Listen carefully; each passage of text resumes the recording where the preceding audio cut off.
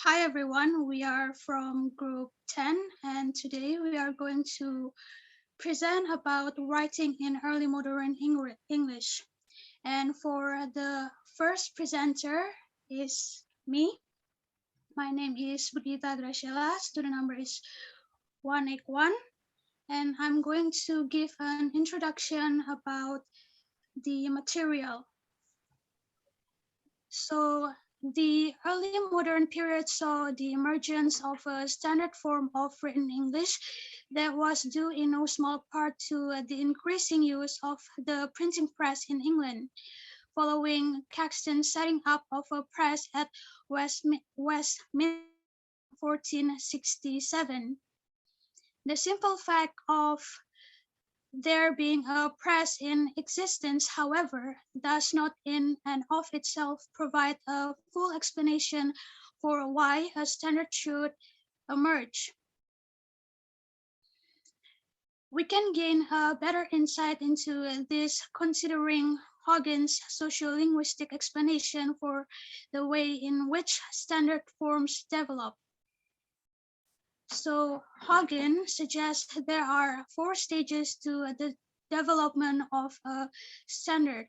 These are first selection of norm, the second is codification of form, the third is elaboration of function, and the last is acceptance by the community.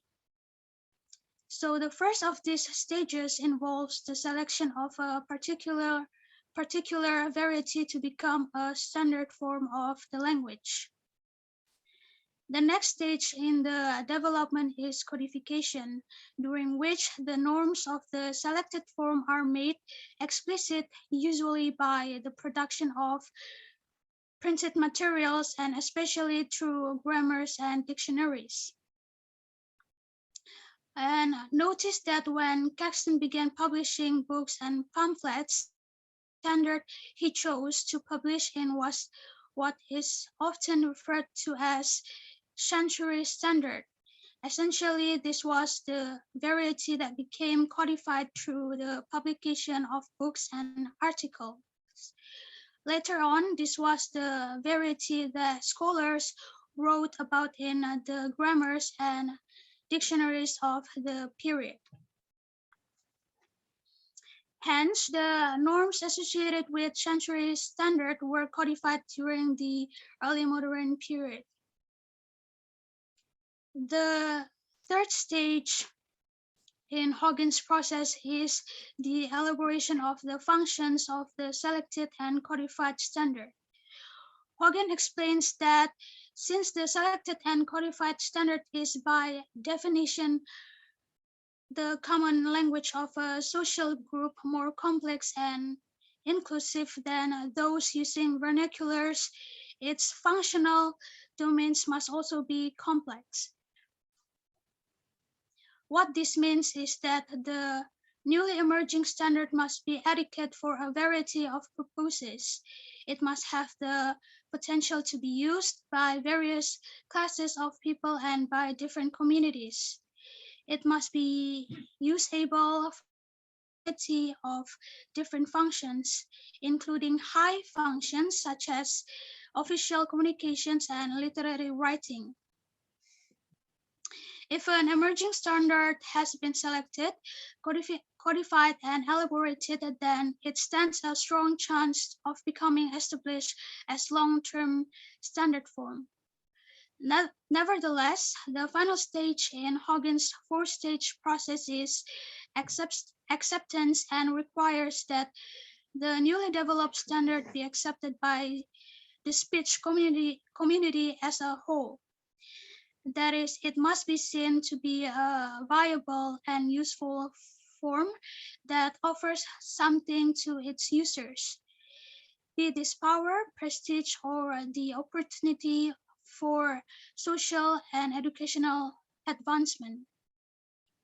This four-stage process can clearly be seen to have been in progress during the early modern period and was instrumental in the emergence over time of the form of standard English that is still widely recognized today.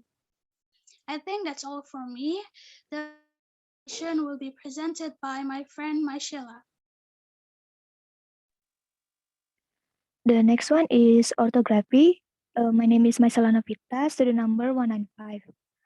So, orthography is a set of conventions or spelling systems to write words for a language. So, back in early modern English, the spelling of English was not consistent. For example, mother was pronounced as mother, mother, etc. It was because William Caxton, the inventor of printing industry, was not familiar enough with the orthography, and he was not in England for a long time. So orthography was created to rule out spelling and writing system in early modern English. And here are the example of changes in spelling system. Both the phonographs U and V were used to represent vowel sound both U and consonant V. It was not consistent. But now they are completely different phonographs in PDE or present day English. Another example is people used to pronounce final E in words like name, must, and person. In early modern English, it was still used, but only to indicate that the vowel sounds are longer. Wife to become wife, case become case, and becomes life. Final E has also been used to separate the regular S and S for plural inflections, like diverse and diverse. So those are the completely different words. That's all for orthography. The next one will be explained by Damar.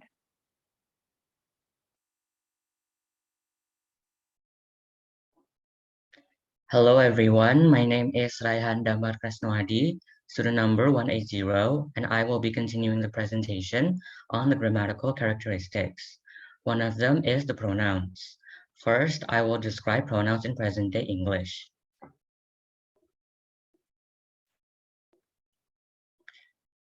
In present-day English, the pronouns will take on different forms depending on a number of factors. It depends on whether it is the subject or object of a sentence or if it is fulfilling possessive function.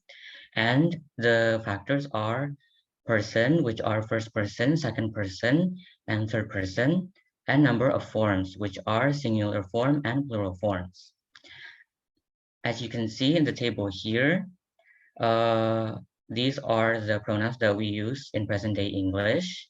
And the second person pronouns, if you look here, they do not have distinctions between singular or plural forms, which means that if you look here, they are all you.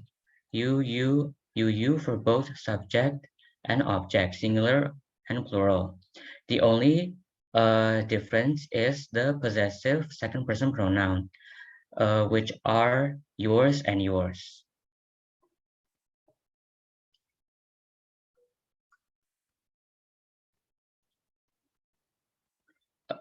And although this is the case, there are exceptions that can be found in certain dialects like Dublin English and Liverpool English. And now I will talk about the forms of these pronouns. For the form itself, it will change according to the grammatical function or the job it has in the sentence. And the form of a word will change to denote the grammatical function. And the development of English in history is marked by a tendency towards regularization and reliance on word order in order to convey meaning. Now I will explain about the pronouns in early modern English. And in this period, there are more forms of the pronouns compared to present-day English. As you can see in the table here, most of the pronouns we still use today except for most of the second-person pronouns. The difference of these pronouns compared to present-day English are as follows. During the early modern English period, there was a masculine singular possessive pronoun, his, which is right here. And the way it is used is how we use the possessive pronoun it's in present day English. And the main difference in the second person pronoun forms is the main difference between early modern English and present day English pronouns. In early modern English and Middle English, the second person pronoun changes form according to the person, number, and grammatical function. And the second person pronouns, the forms are differentiated between singular and plural forms. They are thou, thee, thine, which are singular second person pronouns, and ye, you, and yours as plural forms of the second person pronouns. These second person pronouns also have a particular social meaning, where thou, thee, ye, and you are marked for social status. Thou and thee are used by people with higher social standing when they address people who are lower in the social hierarchy.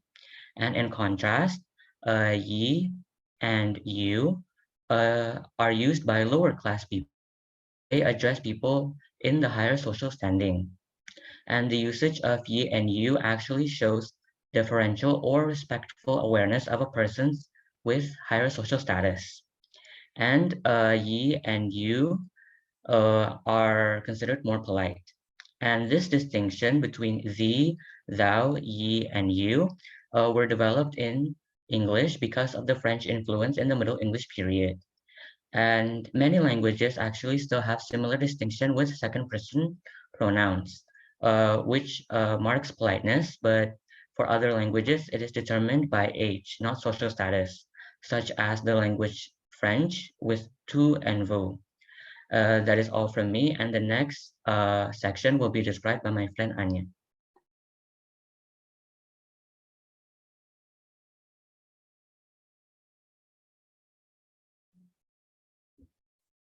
Hello, my name is Brianya Maulidyna, and I'm going to explain the verbs during modern English. So, throughout the development of English, there has been a tendency towards regularization. So, during the Middle English period, inflections started to stop being used. Though this was ongoing throughout the early modern period. So the regularization was categorized into two type of verbs. The first one is weak verbs and strong verbs. So what are strong verbs?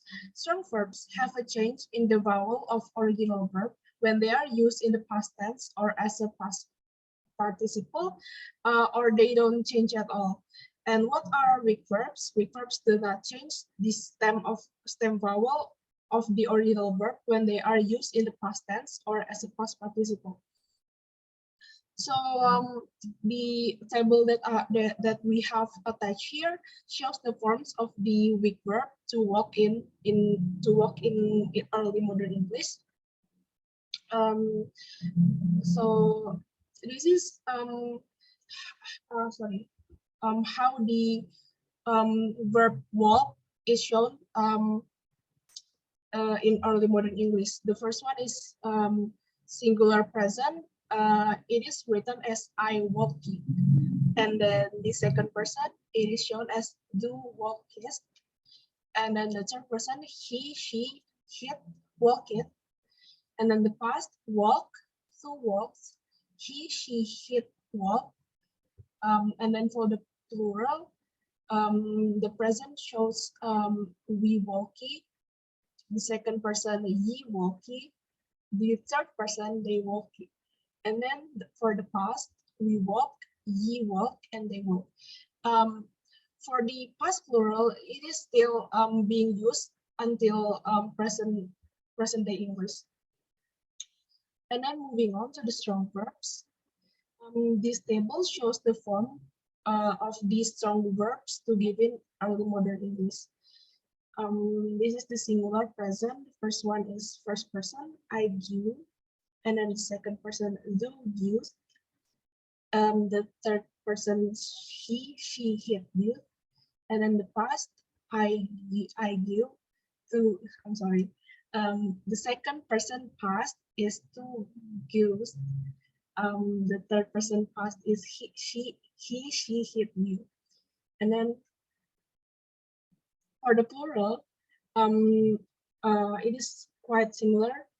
The first person is with you, the second person is with you, third person is take you, and then for the past, there is a slight change, which is the second letter. it changes from wigyu into wigyu. I don't know how to pronounce it actually, but that's how it was written. And yeah, the rest stays the same. And then the process of the regularization also affected many of the strong verbs in early modern English. Many early modern English strong verbs regularized over time to become weak verbs. In some cases, however, verbs that are weak in present-day English had both a strong and weak form in early modern English. That's all from me. The next one will be explained by my friend Raiza. Thank you.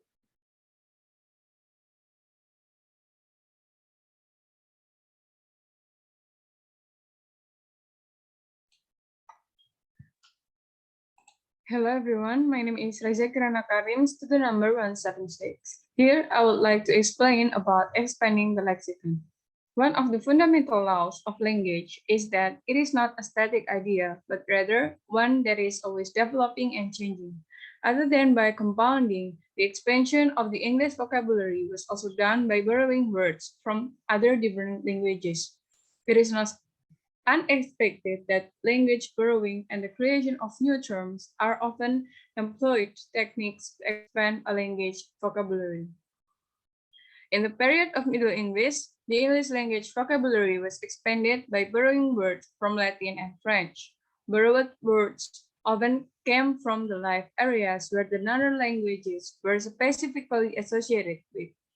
For example, Latin contributed in many borrowed religious words, as Latin was commonly used for religious purposes. The example of the words borrowed from Latin, such as pulpit, rosary, scripture, testament, etc.